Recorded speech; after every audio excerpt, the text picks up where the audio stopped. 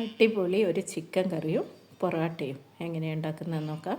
അപ്പോൾ ആദ്യം ചെറിയുള്ളി, വെളുത്തുള്ളി, പച്ചമുളക്, ഇഞ്ചി ഇതേപോലെ ഒന്ന് ചതച്ചെടുക്കുക. ഒരു പാത്രത്തിൽ അല്പം ബട്ടർ ഇട്ട് കൊടുക്കുക. ചതച്ച് വെച്ച കൂട്ടൊക്കെ അതിലൊന്ന് ഇട്ട് മൂപ്പിച്ചെടുക്കുക. നന്നായി ഒന്ന് വാടി വരുമ്പോൾ വേണം ഉപ്പ് ചേർത്ത് കൊടുക്കാം. ഉപ്പ് ചേർത്ത് വീണ്ടും ഒന്ന് നന്നായി വാടിക്കഴിഞ്ഞാൽ മഞ്ഞൾപ്പൊടി, കുരുമുളക് പൊടി, ഗരം മസാല ഇത്രയും ചേർത്ത് അതിൻ്റെ പച്ചമണം മാറി വരുന്നവരെ ഇളക്കി കൊടുക്കുക. അതിനുശേഷം ചിക്കൻ ഇട്ട് കൊടുക്കുക. ചിക്കൻ ഇട്ട് ഫ്ലെയിം നന്നായി കൂട്ടി വെച്ച് അതിനുശേഷം ഒരു തക്കാളി കൂടി കീറി ഇട്ട് കൊടുത്ത് അടച്ച് വെച്ച് വേവിക്കുക. അപ്പോഴത്തേക്ക് ഇതാ പൊറോട്ടയാണ് ഞാൻ ഉണ്ടാക്കുന്നത്.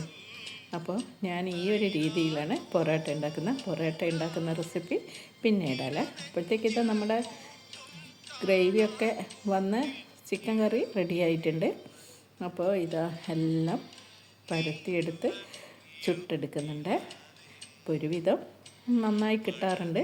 ഞാൻ ഇതേപോലെയാണ് പൊറോട്ട ഉണ്ടാക്കാറ്. എങ്ങനെയാണ് ഉണ്ടാക്കുന്നതെന്നുള്ള അടുത്ത വീഡിയോയിൽ കാണിച്ചു തരാമല്ലേ. അപ്പോൾ പെപ്പർ ചിക്കൻ കറിയും പൊറോട്ടയും അടിപൊളിയാണ്. ഇതേപോലെ ചിക്കൻ കറി വെച്ചാൽ ഒരുപാട് മസാലകളൊന്നും ചേരുന്നില്ല. സൂപ്പർ ടേസ്റ്റുമാണ്. എല്ലാവരും ഇതേപോലെ ഒന്ന് ട്രൈ ചെയ്ത് നോക്ക്.